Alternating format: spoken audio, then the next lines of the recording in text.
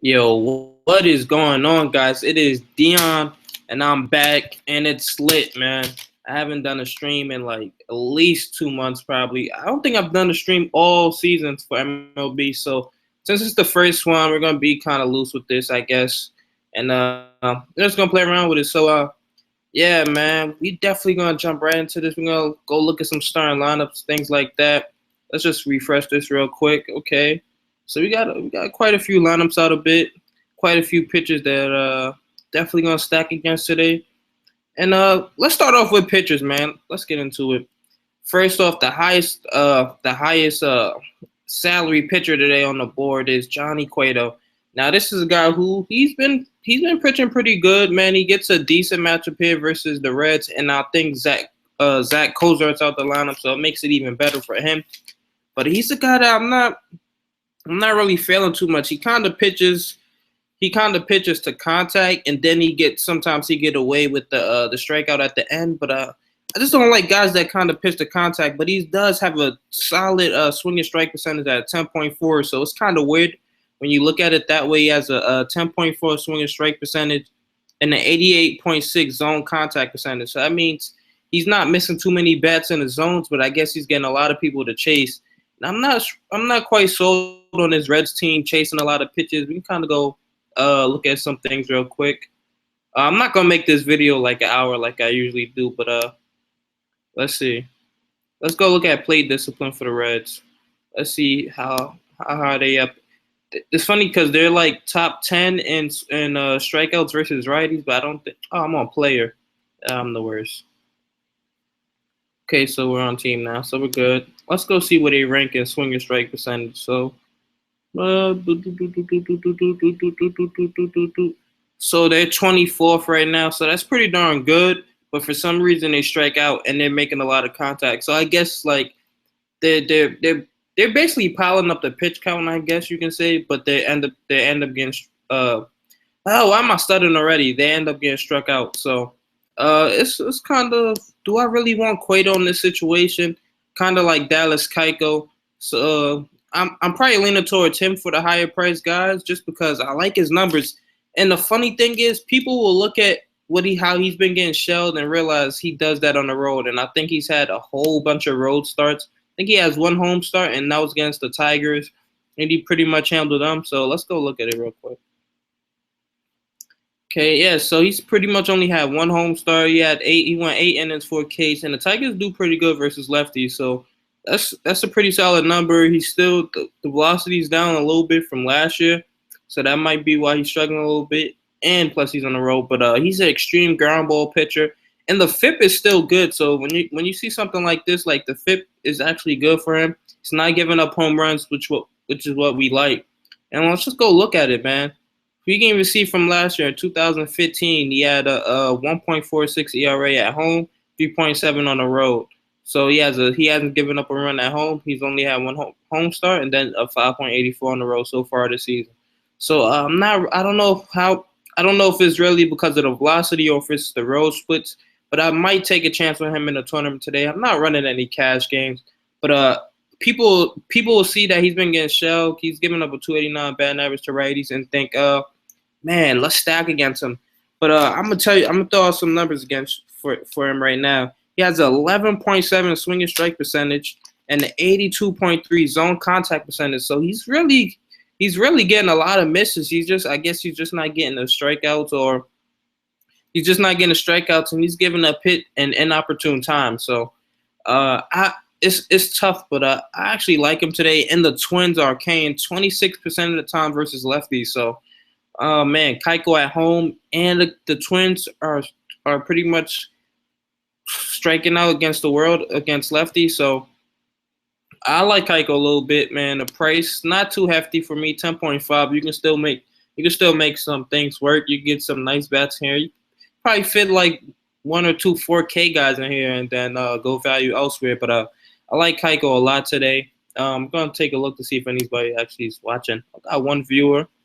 It's not bad. Let me upgrade this to 720. All right. And that one view is probably me, but who cares? Okay, it's updated now. But yeah, I like Keuchel a lot. 10.5 at home. Can't really go wrong with him. A lot of people will be scared because he's been getting shelled, but I think it's mainly because he's been on the road. And probably a tiny bit because his velocity's down, but he's still getting a lot of swinging. He's still getting a lot of swinging misses, so I like him.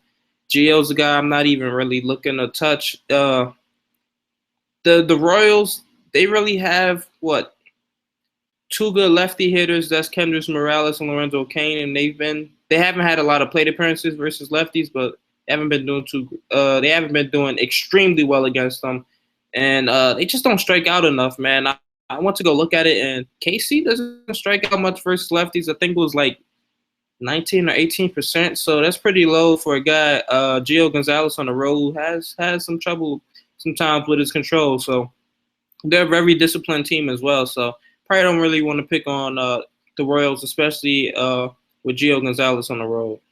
Garrett Cole, Jason Hamill, that's a wash for me. I'm not touching any of these guys, but I'm not touching any bats against them. It's kind of really hard to grasp who's going to get the win here.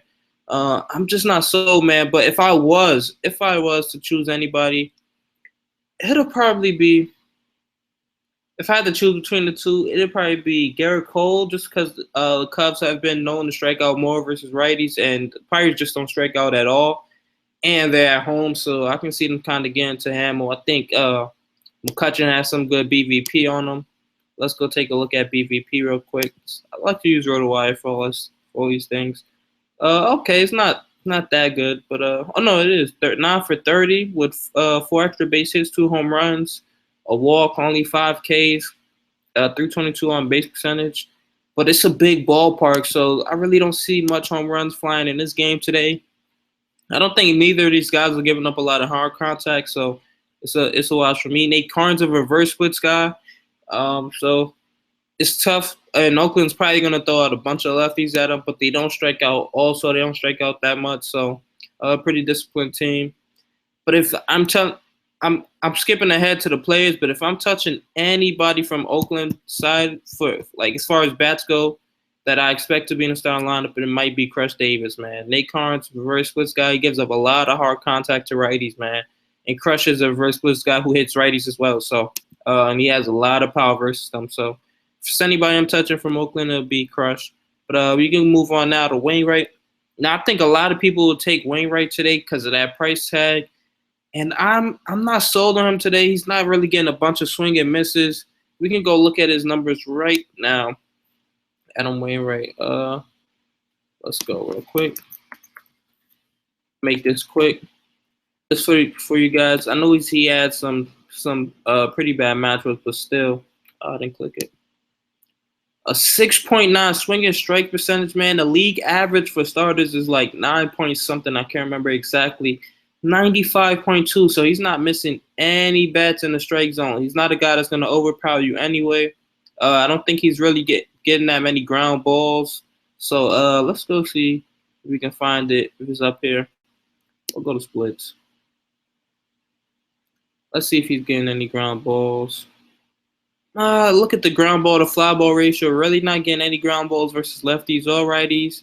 He's giving up a lot of hard contact to both. So, I mean, he's at home. It's in a big ballpark, so I really don't expect any home runs to be given up. But especially because Philly best power hitters are Ryan Howard, who's not really swinging the bat that good. You got Freddie Galvis, who has some power, but he doesn't swing the bat too good versus righties. So, but the thing is, man, I don't know, man. It's just so hard to trust Wainwright when he's showing control problems and he's just getting shelled every matchup. So we'll probably move on from there. Not really on James. I think a lot of people are going to pick on James Shields this year, but his numbers haven't looked too bad, man. Let's go take a look at something real quick. I know it's only like 4 or 5 games in. Oh, you see he's had 5 games already, but he hasn't really gotten shelled too often. Of course, that was on the road to get at Coors, so of course he's gonna give up home runs there. But let's go take a look at something. A 224 batting average, lefty 213. He's never been bad. I guess it's probably been more about his walks or so. But he's been a solid pitcher, and I don't really trust Rockies too much on the road. So I'm probably not gonna touch. I'm not gonna pick on him. And the same with Volquez, man. Surprisingly, the Nats haven't been that good versus righties. I know we're not supposed to pick on them, especially when Bryce Harper's on the team. So probably don't really want to pick on them, but let's go take a look at something. Oh, I could just go to this. I don't have to go to the teams. Let's see. Where the Nats? Let me separate about Woba. Okay, where's it at? Okay, so they're 19th, 305 Woba's not impressive, but look at the WRC plus, man. They're not really as good as we think they are. And let's go look at the K percent, 21.6. But Volquez is more of a ground ball pitcher, so I probably don't want to pick on him there. And it's a big ballpark, so unless they're gonna single double him to death, I don't really see much happening there. It's probably gonna be a low scoring game. Let's look at the Vegas total anyway. Vegas odds. What's it at?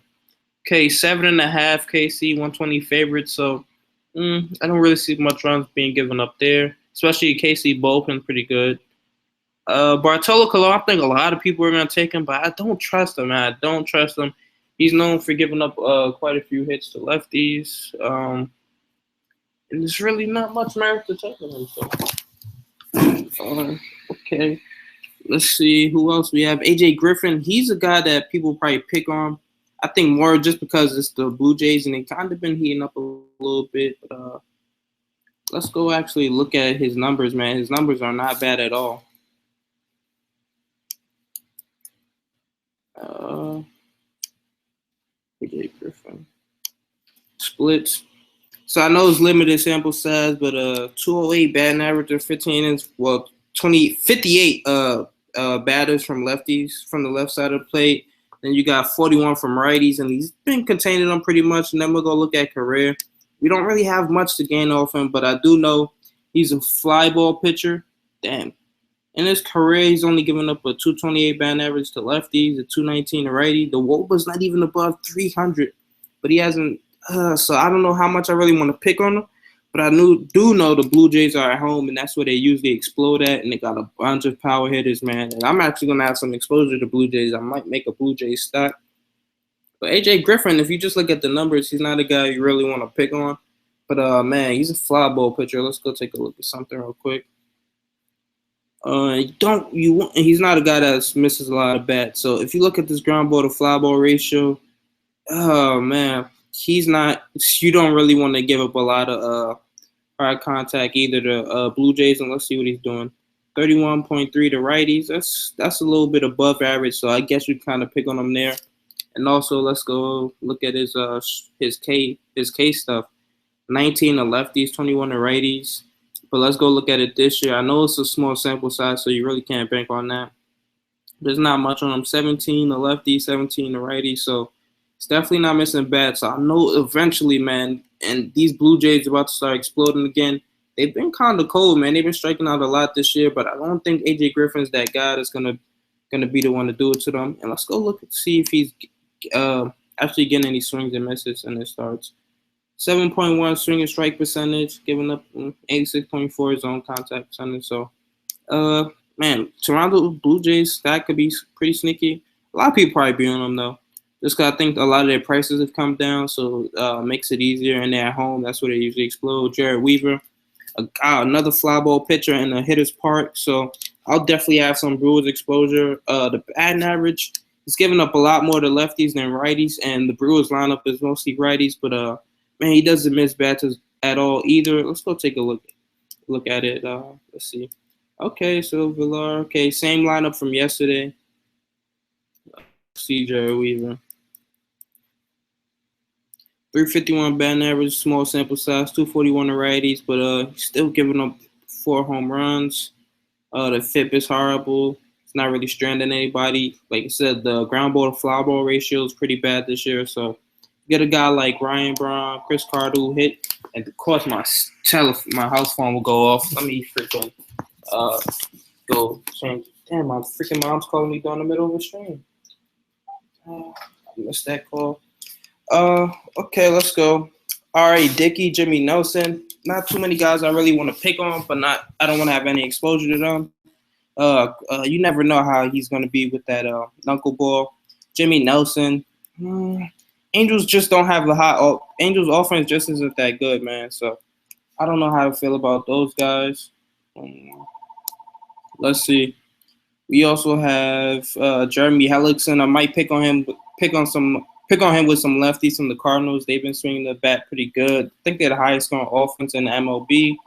Jose Barrios, 6,200. He's getting an Astros offense that's pretty bad. So right now versus Rays, they're striking out a lot. Finnegan, I'm stacking against him with the Giants bats. They got some guys that hit lefty as well. Hunter Pence, Pagan. I think Pagan's injured though. So he's gonna miss like the next 2 or 3 games. But Posey, I think Duffy's pretty solid against them this year also. So man, and that bullpen is horrible. I was just looking at it before. Let's go see the bullpen. Team. Let's go to player pitching. Let's go to relievers. So, see, okay, I think that this is separated by FIP. So I guess FIP is like the true indicator of an ERA, and the Reds have the worst bullpen in the MLB right now. So, definitely want to pick on those guys. Let me see. Let's go to advance. And they're giving up about 2.5 home runs per 9 innings. So, man, Giants actually have some power, and the Reds ballpark isn't too bad for hitters. So, I like it a lot. Of course, we're going to stack against Mike Fault. How say the dude's name? I'm not even going to try to play myself and say it, but yeah, just pick on them with lefties, man. The Mets. Mets stack for the win.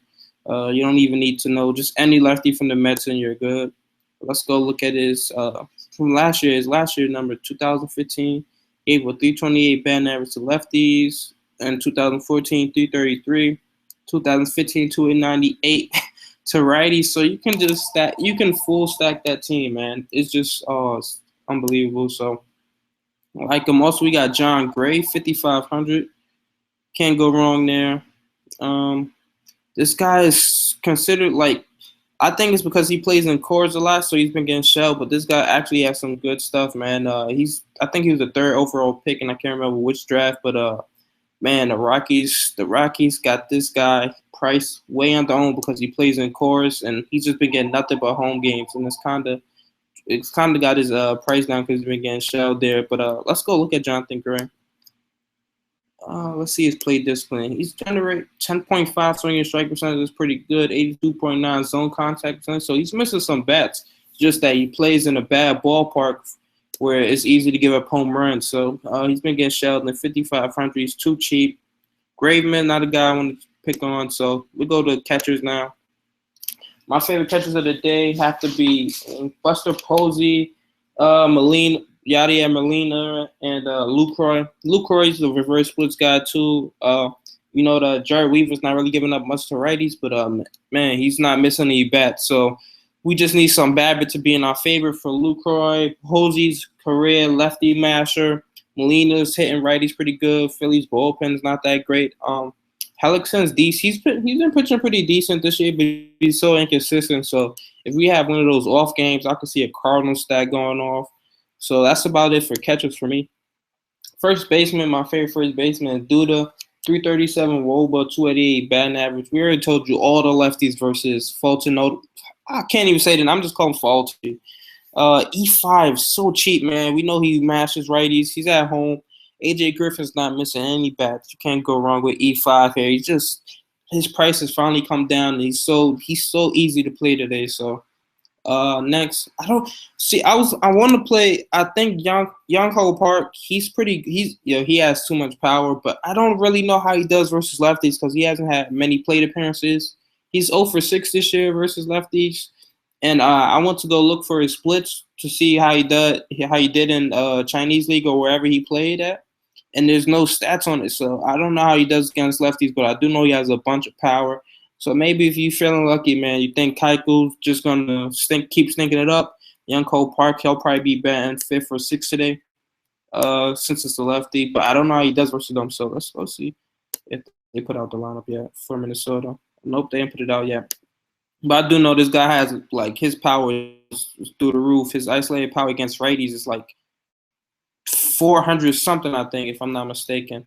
Let me see. Let's go take a look at his splits. This guy is mashing it right now versus righties 344. So if I can just find some stats on how he does versus lefties, because he hasn't hit any lefty yet, so we don't have any isolated power on him. But think he could be sneaky. I can't if any of you guys know about his how he did versus lefties and his before he came to the majors, let me know. Also, we have Freeman with the BVP special. It's not for 23 extra base hits off of Bartolo Colon. So he could be a solid play there. Who else do we have? Chris Carter. He surprisingly, well, he's still striking out a bit. He's still striking out a lot. I think at 36% to righties. But man, he has a 400 WOBA to them. So he has a 400 WOBA and a 403 ISO right now, and I think 63 plate appearances this year versus righties. So he's crushing the ball. Jared Weaver's not missing any bats. So Kendrys Morales, he's done pretty. He does hit lefties pretty well for average. Not much power from the right side of the plate, but last year he hit them pretty good. So maybe he can keep it up this year. Not too many plate appearances for him to really get a gauge on how he's doing this year. But also my two GPP plays that I think could be sneaky, man. Ryan Howard, because Wainwright. Nobody's gonna be on Ryan Howard at 2,300. Just because of the other plays, man. Chris Carter, E5, I think would be the highest zone, and Duda, man. So there's really no need to play these guys. But if you were killing if you didn't have much salary and you just needed a cheap first baseman, I think Ryan Howard, he's hitting the ball extremely hard. He's just not hitting for average. Also, you got Justin Smoke, who's not hitting for average, but he smokes a lot of baseballs from the left side of the plate. So I like him a little bit here today versus AJ Griffin.